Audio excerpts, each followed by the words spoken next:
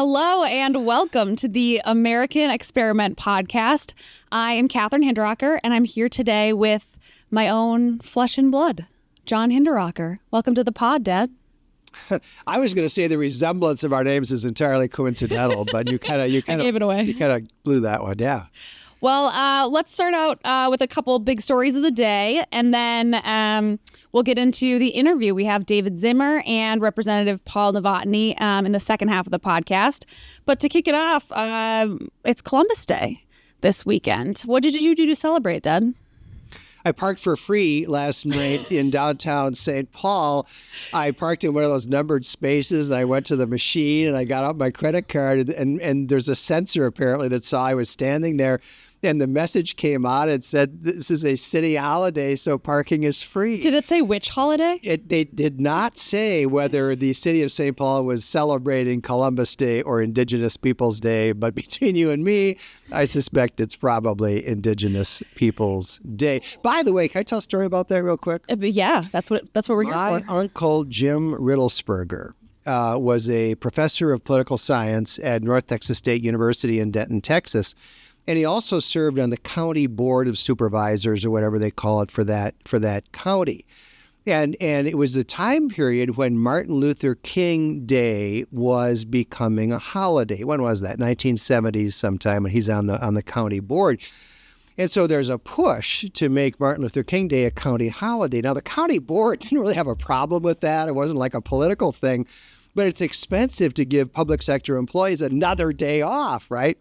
Well, it happened that Martin Luther King Day fell right near a holiday that was already being celebrated in that Texas county, namely Confederate Heroes Day. Sort of like President's Day, it happens that Robert E. Lee and Stonewall Jackson had birthdays that were close together. So across the South, they used to have Confederate Heroes Day celebrating those two birthdays. Wow. So the county board came up with the great solution that they combined Confederate Heroes Day and Martin Luther King's birthday into a single holiday and told county employees you can celebrate whichever one you want.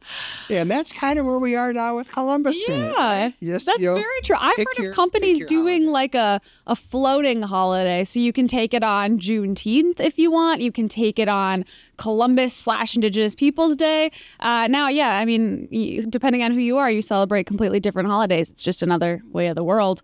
But why don't you convince our audience, Dad, why is Columbus Day important? Because there's been a lot of debate in Minnesota over Columbus Day.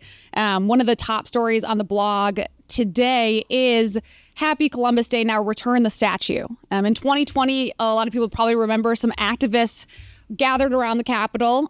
They put like a rope around Christopher Columbus, and they tugged him down and they crashed him over. And now, isn't he like hiding in some state building somewhere? I think he's never been returned. He's never been returned. And the Walz administration smiled upon this toppling of the statue. They brought the state police right after it was done, not to protect the statue, but to protect the protesters who pulled it down from any crowd that might be around there. So this really was endorsed by the Tim Walz administration, and the statue has disappeared, has never been put back up. Well, let me answer your question this way, Kathryn. I don't think anyone, you asked why is Christopher Columbus important? Well, I don't think anyone questions that Christopher Columbus was important. I mean, Columbus is kind of a stand-in for the European discovery of America, which is then followed by the European settlement of America. And so when you talk about Christopher Columbus, you're really talking about that whole process. And the controversy today is not, was it important? Everybody agrees it was important. The question is, was it good? And so the traditional view in the United States has been, of course it was good. That's how we all got here, right? And of course it was good. We have this great country, the most powerful country in the world, has done so much for humanity. And of course it was good that it was discovered by Christopher Columbus and then settled by all these, different Europeans. But in recent years, there's an alternative approach to history that says, no, that was a tragedy. It was a disaster for the indigenous peoples that Christopher Columbus discovered the Americas, and subsequently the Americas were populated by Europeans and also by Africans. That's tragic. And we've seen that here in Minnesota, Kathryn. Remember when the Walz administration appointed a committee to design a new state seal and a new state flag? Same thing happened. So the old state seal, it was old-fashioned, right? There was a pioneer with a plow. There was an Indian riding a horse. There was a setting sun. Yeah, it was cool. It was intricate. It was nice, right? There was a waterfall and pine trees, and the state's motto, L'Étoile du Nord, Star of the North, and the date, 1858. 1858 is when Minnesota joined the Union, just in time to fight heroically in the Civil War, by the way. 1858, it's on the state seal. Well, this Tim Walz committee redesigned the state seal. They took all of that out. They took the pioneer out. They took the Indian out. They took the motto out and replaced it with some Dakota Indian phrase that no one knows what it means. And they took out the date. And they explained that they took out the date because joining the Union was nothing to celebrate. That was a sad day. That was a tragic day. Now, that's completely bonkers, but it is exactly the same sentiment being expressed by exactly the same people who want to replace Columbus Day with Indigenous Peoples Day because the discovery of America, the foundation of the United States of America, the immigration by peoples from Europe and Africa was a tragedy. That's what they actually believe. Well, and it's very, the whole flag and seal issue, it's very like Aunt Jemima to me or Land O'Lakes, where they just remove this piece of a logo, some sort of culture of the brand because they think it's a representation that shouldn't be there, when in fact it wasn't a negative representation. Look at Land O'Lakes. It had that gorgeous like Indian picture on the front. Done by an Indian, by the way. Yeah, right. And now it's just like a weird field on my butter. It's why do we erase that when it's not negative? You're right. There used to be an Indian on the state seal, and now there isn't. No, there's not. Great accomplishment by the Native American activists. You see the same thing with the sports teams, right? The team is no longer named the, whatever, Indian tribe or the Indians or whatever. Now it's some bland. It's named after a color. Isn't it like Washington football team or something? Well, it's now the Washington Commanders, which is like one of the worst names ever. The Cleveland Indians, now the Cleveland Guardians, the only worse name than the Commanders. The Fighting Sioux, the North Dakota Fighting Sioux. They had to change to where? R.I.P. Eagles or something. I don't know, whatever they are. No one knows. No one's ever called it anything else. But what all of this does is just contribute to the invisibility of Native Americans. It accomplishes nothing. Well, the other big news around here this week has been it's golden turkey season. So every year we do a golden turkey competition where we award the biggest waste of government spending of the year. Is that right, Dad? Well, sort of. Now, when you say biggest waste, it's not necessarily the biggest dollars, okay? Now, the winners have tended to be big dollar waste. I personally like the $212,000, bizarre, wasteful extravaganzas, where some little constituency is getting a few bucks pushed to them. That arts fund. What's that arts fund? There's a fund where they give them to like art. They give, taxpayer money to art projects. And Bill Walsh dug one up, I think last year, where it was like this man self-telling of his, I believe it was his transitioning. Oh, God. And it was one of the most painful things I've ever seen. But he got a hefty grant from the state. The Communist Puppet Theater got a lot of money out of that fund. You think about it, Communist Puppet Theater. I'm not making this up. So the Golden Turkey Award is intended to call attention to the vast and varied quantity of wasteful spending that we have here in Minnesota. And the winners have been just kind of a hall of fame of government waste. I mean, we had the morgue that was bought to store all of the dead bodies from COVID that there wasn't going to be room for in the mortuaries, and of course, not a single body ever had to be stored in this COVID morgue. It was eventually sold at a loss. One year we gave the golden turkey to the bus stop where no buses stop. They spent millions of dollars to build a bus stop, only, oops, it's not actually on any bus routes. And so they had this big parking lot where you could park 300 cars. We went there to present the award to the bus stop where no buses stop, and we were the only car in this big parking lot.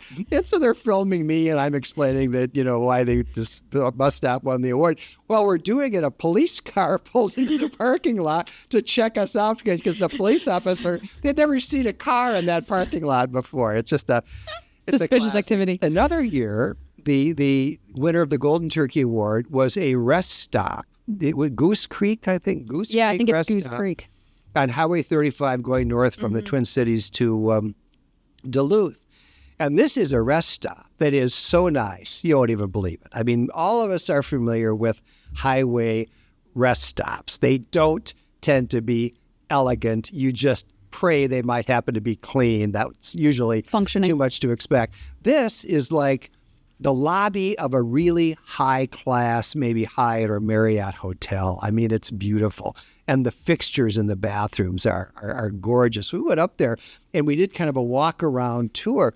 It's got this curving glass walls and imported wood from Brazil. And I mean, the cost is astronomical, millions and millions of dollars. It's curving glass. It's just beautiful. But one of the ironies is, if you look out these curving glass windows, you're getting to be now in kind of northern Minnesota. What do you see if you look out the windows? You see wood. Trees. You see millions and millions and millions of trees. One thing we do not lack for in Minnesota is trees. What did they do? They went and they bought wood from Brazil, and they imported it, and they installed it on the rest stop on Highway 35 going up to Duluth. So one year that was the winner of the Golden Turkey. This is a very distinguished award. It's not easy to become the Golden Turkey. No, and we just opened up nominations. So if you have a project that you want to nominate, something you've seen like the Goose Creek rest stop, or you have a bus station near you where no buses go, send it in americanexperiment.org. We're taking nominations now, and then we'll open up voting once we pick our top few, and you can log on and vote for your favorite, which, that's important because for me, I think the year of the rest stop, I think I voted for the interpretive dance transitioning video. Personally, as a woman, I think the rest stop quality is something that I am concerned in. So, you can express your point of view through the voting. All right, I'll go to our last big story around here this week. We had a new report on mining that was released. This is a long and in-depth report, so you should go to the website and check out the whole thing. And I think we might do a podcast with the authors here later on. But will you give us the highlights, please, Dad? Well, we are going to do at least one podcast with the authors, our own Sarah Montalbano and Debbie Strusacker, who lives in Nevada. She co-authored a paper for us on mining back in 2018. Debbie is one of the top mining experts in the world, just does a fantastic job. And so what this paper does is it looks at the pledges that have been made to decarbonize America and the world. And the one they focus on is net zero carbon dioxide emissions by 2050. That's a United Nations goal. It's one that the United States has endorsed. Many countries around the world have endorsed and said that they are going to somehow meet. And so the paper begins with the fact that wind turbines and solar panels and batteries, which are the supposed alternative to the energy sources that actually work like coal and natural gas, require enormous quantities of raw materials because they're so inefficient. And the transmission lines that have to go hundreds of miles to connect them up to where the electricity is consume enormous amounts of raw materials. And so they investigated, asked the question, are the raw materials available to possibly achieve this goal of net zero emissions by 2050? You need more copper than has ever been mined in the history of the world by a large margin. We need all of a sudden start mining. We need nickel, we need cobalt, we need rare earth elements and a bunch of other minerals in unprecedented quantities, enormous quantities. And so this paper is exhaustive. It's fully footnoted. It's got charts and graphs. And the conclusion is it simply can't be done. I mean, there is no possible way that the materials that would be needed for this revolutionary transformation can possibly be, number one, discovered, right? We don't know where they are. One, discovered. Two, you have to assume they actually exist. Three, developed and mined and transported, manufactured, and so on. And part of the problem here in the United States is you can't do anything. You know, we used to be able to build the Hoover Dam and the interstate highway system and all kinds of stuff. Today, we can't do anything. And there's a permitting process that nothing survives, right? So none of these things are going to happen in the United States unless there is radical reform. Just to take one example, something like 1 million miles of transmission lines have to be built for this project ostensibly to be completed. Well, at the current rate that transmission lines are being permitted and constructed in the United States, it would take approximately 1,400 years to build those transmission lines. Okay, it ain't happening. I thought it was net zero by 2040 or something like that. Net zero by 2050. Yeah, well, 1,400 years at the present rate, we'll have enough transmission. It's not happening. It can't happen. It isn't going to happen. The whole thing is a politically motivated fraud that is impoverishing the United States. It is impoverishing the world. But the last point to be made, Kathryn, that's made in this paper is putting aside net zero, putting aside all that stuff, electric vehicles, by the way, utterly impossible. Putting all that to one side, we do need a lot more copper, and we do need a lot more nickel, and a lot more cobalt, and a lot more of other minerals. And where here in America do we have those minerals so that we're not depending on the Chinese Communist Party to run our economy, which is what we're doing now? Where do we have those minerals? Oh, Minnesota. Guess what? Minnesota is far and away the place where the United States of America has those minerals, and the liberals will not allow us to mine them. It is an absolute scandal. Mine them here a lot safer than they would be mined in other countries too, to add. Not just dependence on China, but also in other countries using things like slave labor, child labor, really terrible practices. While here in Minnesota, we could keep a lot of those regulations in place if we were just allowed to mine more, and it would be done a lot safer, correct? Well, cobalt, for example, the large majority of the world's cobalt is mined in the Democratic Republic of Congo. A lot of it is literally mined by children, and the ore is generally washed in rivers. Okay, they have zero environmental controls, and all of the cobalt that is mined in Congo, which is the large majority of the cobalt in the world, is sent to China for processing. China's got contracts with all of those mines. They've got it locked up. It's all processed in China. And we have a lot of cobalt here in Minnesota. The large majority of all the cobalt in America, known supplies of cobalt, actually located here in Minnesota. The liberals will not allow us to mine cobalt in Minnesota, so children are mining it in the Congo and sending it to China for processing, and we're buying it from the Chinese Communist Party. It is so stupid, you can't even believe it. This is one of those issues that you hear people talk about a lot without being fully informed. So go to AmericanExperiment.org so that when your college friend, advocates for these net zero policies, you can respond and say, hey, you're really advocating for something you might not understand. So check out that full report and look out for a podcast in the future. And here, before we move to our interview, we're going to do a new segment I'm going to call, Is That Legal? And today, for our first segment of Is That Legal, since John here is, in fact, a resident lawyer. Used to be a lawyer. I've reformed. Formerly. Reformed lawyer. I've retired from the law business, but I can still remember some of what I used to. Some of it? Okay. So we're going to take this tweet from Kamala Harris. This is from, I believe, like 15 hours ago. I think it was yesterday. And the caption is, Black men deserve a president who cares about making their lives better. And here it has the Harris Walls policy. Kamala Harris will create an opportunity agenda for Black men. It starts with provide 1 million loans that are fully forgivable up to $20,000 for Black entrepreneurs and others to start a business. Has a couple other things on here too, and I will also pull out she pledges to protect cryptocurrency investments so Black men who make them know their money is safe. We see a lot of proposals like this, I think, in government lately where they are targeting specifically, in this case, loan forgiveness just for Black men. My question to you, Dad, is this legal? Well, I saw this for the first time about 10 minutes ago when you showed it to me. This is one of the most shocking things I've ever seen. There have been reports that Kamala Harris is sinking like a stone in her own polling among Black men in particular. And we've seen, these insane videos that have come out in the last week, I'm man enough to vote for Kamala, and this is in response to polls, public polls. But the rumor is that the Harris campaign's private polling may be even worse, showing her just tanking among men. And so they're desperate. They got Tim Walz out pretending to hunt pheasants, and he doesn't know how to load his shotgun. And this is how they're going to try to appeal to men, right?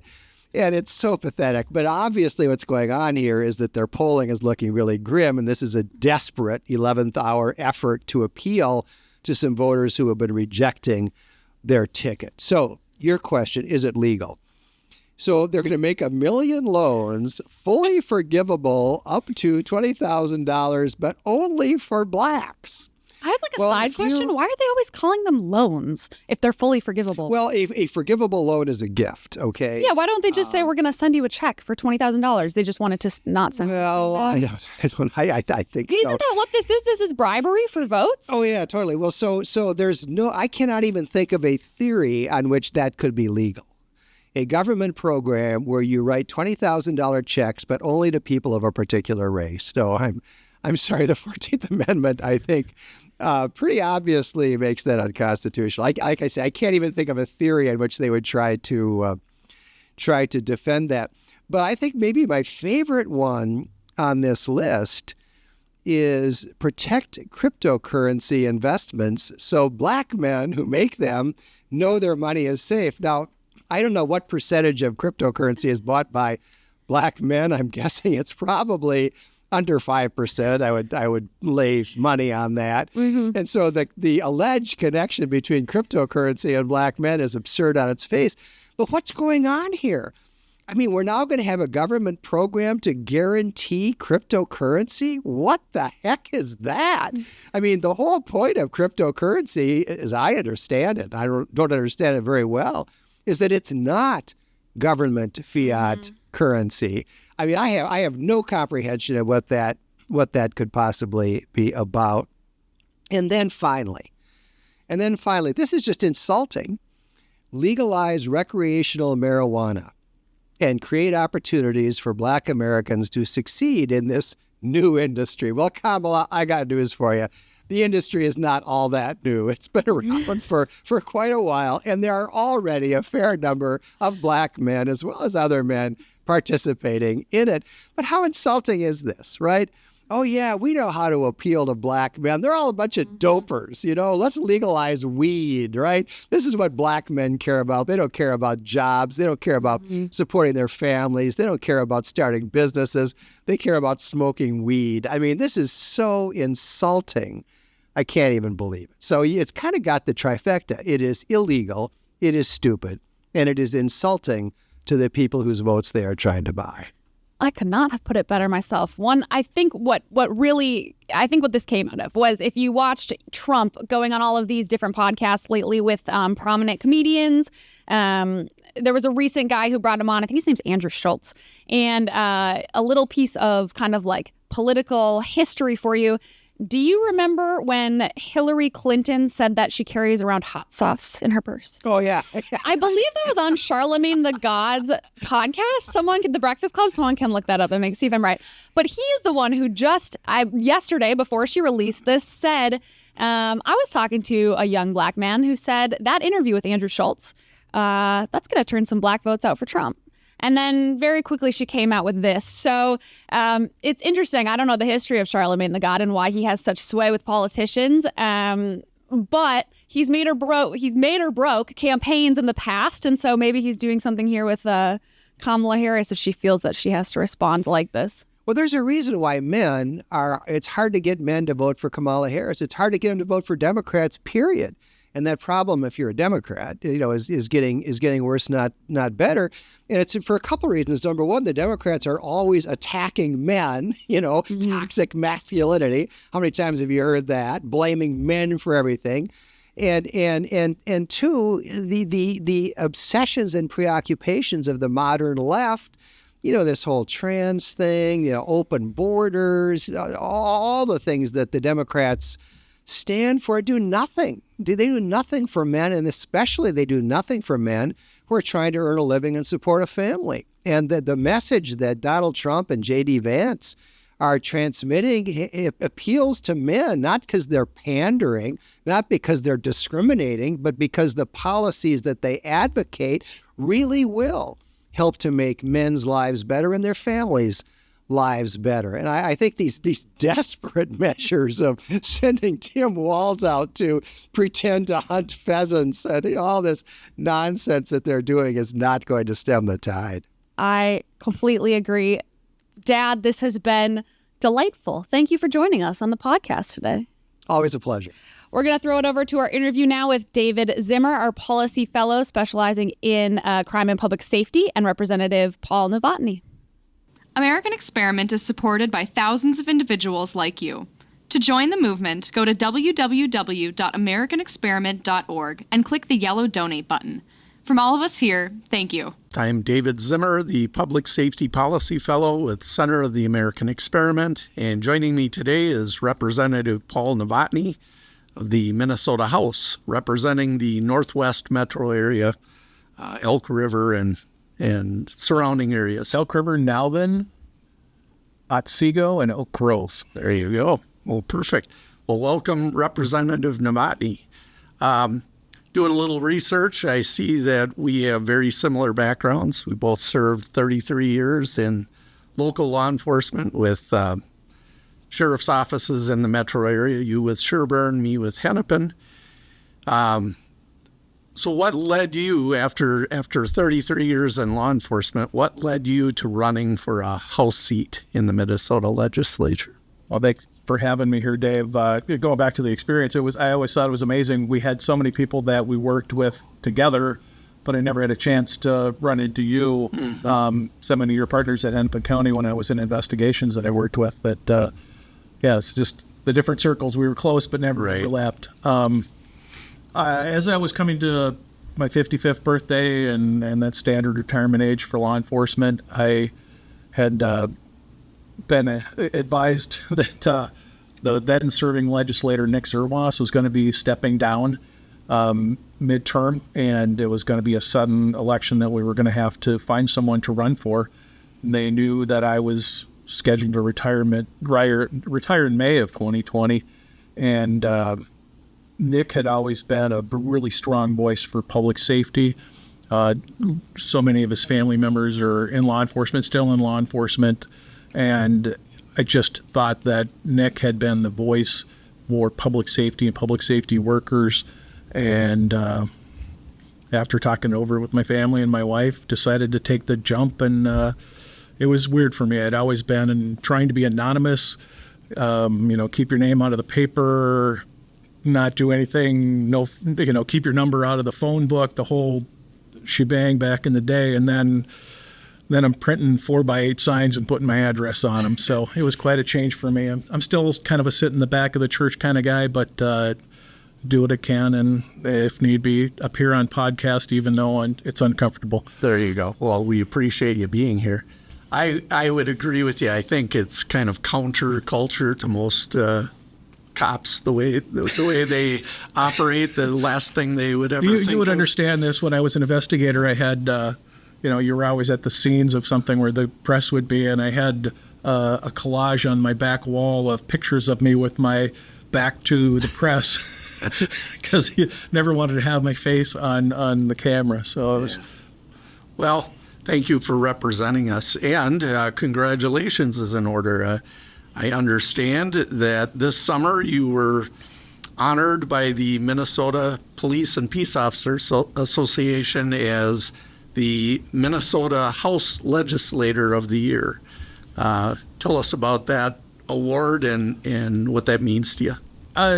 Quite an honor, being a MPPOA member all my life and going to conventions. I didn't really understand the how emotional it would be and how impactful it would be. I'd never gone to the summer convention, and it was very inspiring. And at that same conference, then they recognized the police officers or the peace officer of the year, and the actual Deputy Shipman from Anoka County who was there telling his story, and the runners-up. I felt very humbled by what they had done, but still honored to be recognized in the same ceremony as they were. Sure. Your boss in the House was quoted as saying, Lisa Demuth was quoted as saying, Representative Novotny has been an invaluable voice in support of law enforcement and has consistently championed bills to allow our police and peace officers to do their job with the resources and tools they desperately need. So congratulations on that recognition. So you currently serve on a few committees, the Ways and Means Committee, the Human Services Committee, but pertinent to our conversation, you serve on the Public Safety Committee, and you have the lead minority role in that committee. Is that right? That's correct. Can you explain, give our viewers kind of a legislative 101 summary of what it means to be either in the majority or the minority when it comes to committees? Well, I just mentioned this to Senator Latz a couple weeks ago. He's in introducing me to his wife that I was on the Public Safety Committee. As the minority lead, you're the 9th or 10th most powerful person on the committee because, obviously the committees are stacked in favor of the majority. I think we have 6 members and they have 9 or 10, so that they will always be able to have enough votes to pass whatever they want. If they don't have enough members that are attending a committee, maybe they're at a different meeting or whatever it is, then they just won't have a vote. So that being said, you still have the chance to speak to different bills and try to shape them. I describe it as like being on a sailboat. You can't turn it, but maybe you can guide it a little different and get it in a direction that makes sense. Okay. So describe the 2-year biennium process. As I understand it, 1 year is supposed to be more funding and bonding, and another year is supposed to be more policy. Is that the way you've experienced it? Well, traditionally, the first year of the biennium is the budget year, and that's why that one will begin right away in January. And that's when the main budget is done. The bonding is supposed to be in the second year. Okay. But we have, under the DFL lead, insatiable desire to spend money. So we've done budget bills and bonding bills in both ever since I've been there. Right. And really policy, a great deal of policy in that first year in 23, especially related to public safety and such. Would you agree with that? Yeah, there was a lot of policy. There was a lot of policy that we didn't agree with and did not support the omnibus bills in 23. There were 2 public safety omnibus bills in the 24 session. The first one was just on policy, and there were many things that we agreed on that. And that was 134 yes votes on that, a recommended yes vote. There were a couple of policies in the second bill that came through that we didn't agree with. Some of the things like telling a peace officer exactly what they can or can't say on a traffic stop, equipment violations and things like that, verbiage that I just thought were micromanaging and at a legislative level. Yes, that's easily addressed by a policy from a different department level things. And And I initially was against, that. I recommended a yes vote and was going to cast a no vote just in protest. But after hearing some of the other bills that were there, Representative Nash had a bill that I thought was extremely impactful, and I didn't want my vote to be construed as being against that and not standing up for victims of assault. So did recommend a yes vote on both bills. Okay. So a lot is at stake with the election coming up in terms of what the leadership or the majority will look like next year.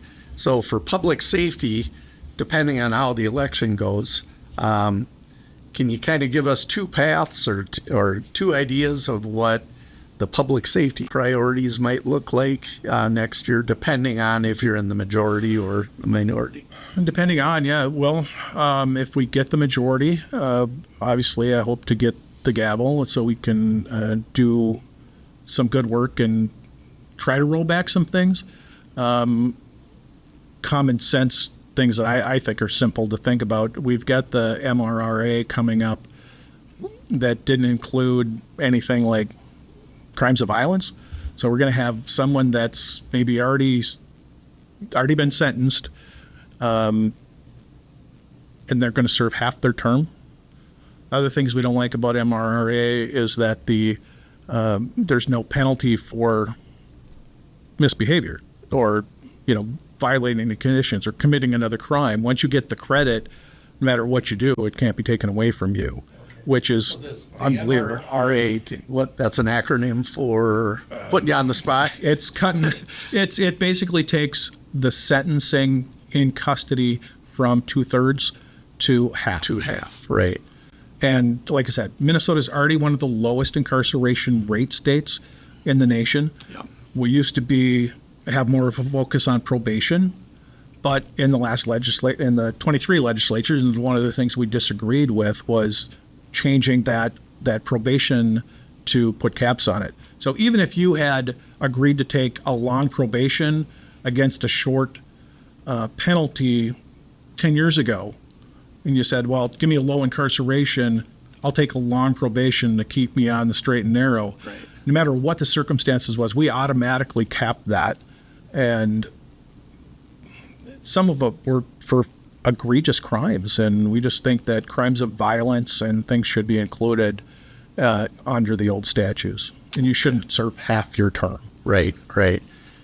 If I understand it correctly, back in the day, historically, that 2/3 time served was, they used to call it good time. So you got good time for every day you were good in prison, you got a third of that day off. Yes. Right? So if you minded your P's and Q's, got a prison job, didn't get in fights, all of that, you were rewarded by getting out, getting a third of your sentence cut off in custody. That kind of got wiped away over the years, or whitewashed, where it was just an automatic. All you had to do is be alive and you get your 1/3 off. And now they've actually reduced that to 50%, is what I understand. Yes. Is that correct? And if you get a credit, you can get that credit just by attending a class or doing a training. You don't even have to pass. Right. You just have to be there. And these things are just, and you put that in conjunction with Minnesota being a concurrent state as opposed to a consecutive state. So even if you get in trouble now, you'll serve that concurrent with your current sentence. So if you assault a guard at the prison or you do something, there's no real penalty for you. Yeah, you'll get another conviction, but in the end, you're serving the same amount of time. You'll get another point, but it won't make any difference to you, right? Right. So I took a look at some of the bills that you authored last year, and maybe just for sake of time, we'll just focus on one or two of these. But there's been an explosion, we all know, an explosion of auto theft and carjacking in our state. And again, talking about historically or back in the day, if someone was pulled over, they would normally pull to the side of the road And once the officers were on them, they would somewhat cooperate. Now you have 14 and 15-year-olds in stolen vehicles that when the police get behind them, they're actually ramming squad cars and, complete disregard for authority. With guns. With guns. And so I see that one of the bills that you authored last year was, I'll just read it, crime of fleeing police officer in a motor vehicle modified to add heightened penalty for fleeing in culpably negligent manner. Can you describe what you were trying to get at there, and then where did that go? We want felony points awarded for felony dangerous behavior. I like to use just to put it in a proper perspective where we're at with fleeing and chases right now. You imagine someone standing in the middle of Main Street, small town, whatever it is, and that person is randomly shooting into the air. And the cops show up and say, hey, quit shooting into the air. Now, the person has a choice between quit shooting into the air or, in this situation, they're going to start shooting into windows. Yeah. At that point, with the current policies that we have, they're encouraging the cops to say, oh my God, he's shooting into windows. This is dangerous. We're going to back off. I feel the current chase policies or pursuit policies that we have are encouraging that reckless behavior. Okay. And we have to give them consequences for engaging in that reckless behavior. And we need to engage them. It should be the peace officers in this state that are taking care of this business. We shouldn't be counting on a curb in the road to end a chase. If I was king, there'd be a no chase policy. And that, I mean, but we're not just going to let people run. This would be terminated as quick as we can at the behest of the police when they are ready to do it. Okay. So did that bill that you authored progress at all? No. In the DFL-led legislature? No. Okay. Another one related to that, related to auto theft, is the expanded use of tracking devices for fleeing motor vehicles. What were you trying to get at there, and was there some success with that bill? I will say, and this is one of the bills that we worked on that we agreed to, that was a good idea. It started off, Ramsey County had the program where they're using the puck or the sticky bomb, for lack of a better term, that they can shoot at a car that is stolen, and then that tracker is used so they don't have to have an active.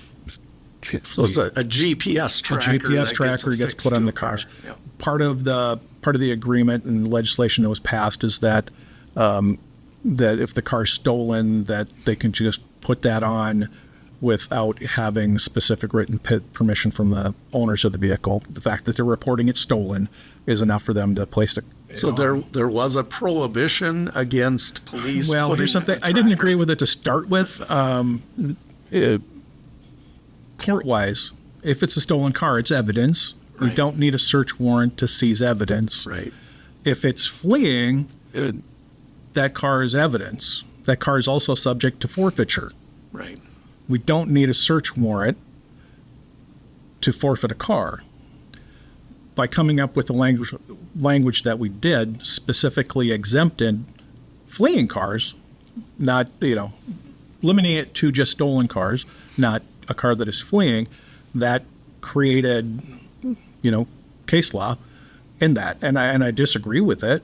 I thought we were better off before we had the law about being able to place it on stolen cars because, as I said, it's subject to forfeiture. Right. Why do we need a separate law? But I'd like to add that as a provision of the tracker bill. That's one of the ways that we can end or not be in the pursuit to start with. Right. We just saw last week State Patrol was following with a helicopter. A motorcycle fled. That no motorcycle had no idea that they were being watched. That way, we're not putting. They're not going 100. They're not going. They're not going crazy trying to catch them to stop them. So that's one of the ways that we can, had you been able to put a tracker on that motorcycle and let it go, that's a good outcome. Okay. another bill. It wasn't your bill, but this came from the DFL side, and thankfully it didn't get much traction last session. But it had to do with lessening the penalties for being a felon in possession. Do you recall that bill at all? It was offered in February or March, and I forget exactly who offered it. But I do not remember who offered the bill. I know that it was offered, and this was the same time that we were dealing with the Burnsville tragedy and straw purchase issues. And then we had someone that's not reading the room offering this. They keep telling us, and this is the same time they're increasing or having bills to increase the penalties on lawful, responsible gun owners. The people that are irresponsibly and criminally using firearms, we wanted to change the... Yeah, we wanted to reduce the penalties for someone in that case. Well, thankfully... When all intents and purposes, Dave, at least in a couple of counties in this state, no one's being held accountable anyway. That's true. That is true. So as we wrap up today, any parting thoughts on this coming session and what you would hope to be able to sit here and say next year at this time? I hope that in a year from now I can sit down and say that as the chair of public safety, we've moved the needle a little bit, and we're trying to make it safer to focus the criminal justice system on the victims and the prevention of further crime. There's things in the Department of Corrections I want to work on. I've talked on the floor several times about we need to start studying, 5 years ago, about what we're going to do with some of the prison facilities that we have. Stillwater and St. Cloud should have been bulldozed a long time ago. And I don't even know how long it would take to replace them, but we're spending an ungodly amount of money on maintaining them, which is not working very well. There's over 100-year-old buildings. They're falling apart, and we're putting lipstick on a pig when we could make big changes, build some new buildings that are much more efficient, require much less staffing. I think that in the long term, we could probably pay for these new buildings by the less staff that would be needed to safely run them. And, we need to start looking at that now, because you got to think it's got to be a 5 to 7 year window to build a prison. So that's one of the things I want to start talking about. Well, great. Well, we wish you all the best next year and in the coming session, and thanks for joining us here today. Thank you for having me, Dave. Thanks for watching, and we hope you join us next time on the American Experiment Podcast.